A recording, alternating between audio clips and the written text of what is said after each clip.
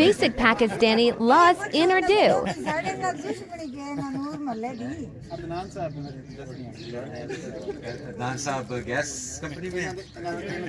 ਬਈ ਉਹ ਤਾਂ ਦਿਨ ਜਲਦੀ क्यों नहीं जी तुसी गैस क्यों नहीं लवांदे?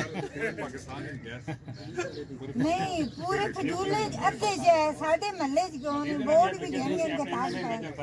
हाँ जी बिल्कुल मेजर साहब को भी एप्लीकेशन दे वो कहते ने खजूले विच है ਸਾਡੇ ਨੂਰ ਮੱਲੇ ਚ ਕੋਈ ਨਹੀਂ ਬੜੇ ਬੜੇ ਜਣੇ ਆਏ ਦਰਖਾਸਤ ਦੇ ਗਏ ਨੇ ਕਿ ਕਿਉਂ ਨਹੀਂ ਲੱਗਦੀ अच्छा वैसे गैस है वहाँ ਗੈਸ ਹੈ ਸਾਡੇ ਮੱਲੇ ਚ ते ओदे कनेक्शन नवे कनेक्शन ते पाबंदी लगी है ना 2022 से ਜਿਹਨੇ ਲੱਗੀ ਉਹਨੇ ਉਹਨਾਂ ਹੱਥੇ ਜਲਵਾਈ ਹੈ अच्छा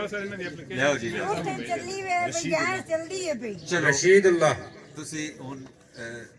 दुआ करो साडे वास्ते ਅੱਲਾਹ ਤਾਲਾ ਸੇਧ ਦੇਣੇ ਇਹ 10 ਵਜੇ ਹੁਣ ਬੁੜੇ ਨੇ ਲੱਕੜੀਆਂ ਕਿ ਪੈਂਦੀ ਰਵਾਂ दी बात ठीक है कि क्या हो गया ਨਹੀਂ ਕਿੱਥੇ ਤੱਕ ਦੋ ਵਾਰ ਟੁੱਟੀ ਇਹਦਾ ਇਲਾਜ ਨਹੀਂ ਕਰਾਇਆ ਦੋ ਵਾਰ ਜੋੜ ਹੀ ਖਤਮ ਹੋ ਗਿਆ ਤੇ ਲੱਕੜੀਆਂ ਹੁਣ ਕਪੀਨੀਆਂ ਨੇ ਇਹ ਮਿਹਰਬਾਨੀ ਕਰੋ ਸਾਡੇ ਮਹੱਲੇ ਵਿੱਚ ਗੈਸ ਲਵਾਏ